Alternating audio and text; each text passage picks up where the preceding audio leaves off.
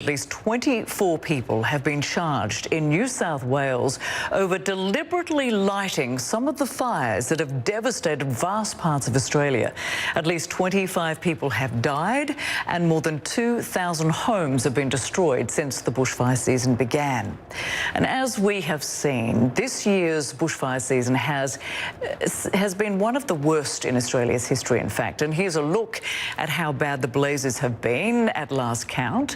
About 2,700 firefighters were battling the blazes across the country, and in New South Wales there are about 136 active fires.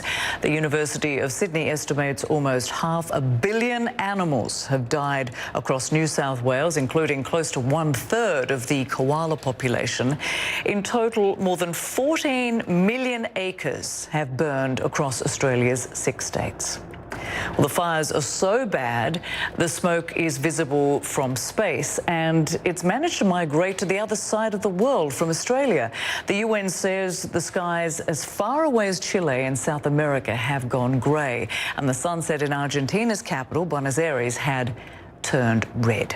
Well, CNN's Anna Corrin is live for us in the coastal town of Merimbula in New South Wales. So, Anna, as if the Australian bushfires aren't heartbreaking enough, now we learn that arsonists have been charged for deliberately lighting some of these fires. What more do you know about that? And, of course, what is the current situation with these bushfires?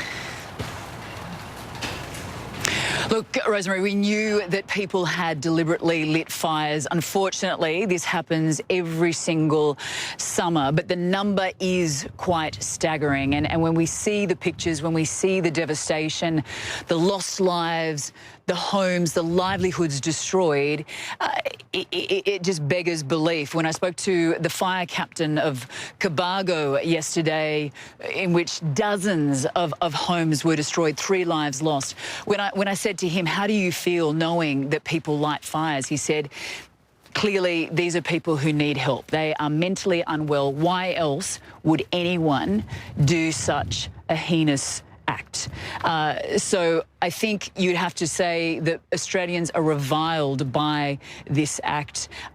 Obviously, throwing a cigarette butt out a car window, that alone, I should say, can ignite a raging inferno. And we have seen this happen time and time again, which is why you have these fire bans in place across the state. And Rosemary, we are approaching, bad conditions come Friday. It is cool. Conditions have eased. There is a great deal of humidity in the air. So really, it's a little bit misleading, but we know come Friday, those dry, hot, windy conditions will return, and it will take nothing to whip up the fires. We went up with the Rural Fire Service air attack supervisor. He had not been in the air since the fires roared through this area of the far south coast over the weekend. And it was absolutely staggering to see how much bushland has been wiped out, how close it has got to the township of Eden, and how it has wiped out some of the surrounding towns. So this is a fire that is out of control, and it will take next to nothing to whip it up and pose a threat once again, Rosemary.